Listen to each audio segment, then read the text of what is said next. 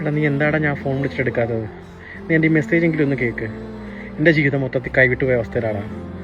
എനിക്ക് ആകപ്പാടിൻ്റെ ഒരു പ്രതീക്ഷ അയാളേ ഉള്ളൂ, എൻ്റെ അവസാനത്തെ കച്ചിത്തിരുമ്പ്.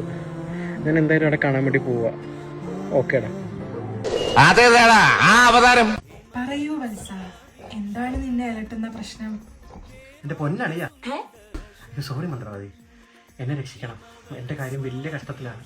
ഇന്നലത്തെ കളിയിൽ ബ്രസീലിൽ തോറ്റ് പുറത്തായതോടുകൂടി ജീവിക്കാൻ പറ്റാത്ത അവസ്ഥയാണ്. പ്രത്യേകിച്ച് അർജന്റീന ഫാൻസ്. അവന്മാർ തോക്കണം. എന്താ മന്ത്രവാദി എന്തെങ്കിലും ചെയ്തേ പറ്റൂ. കൂടോത്രം എന്തെങ്കിലും.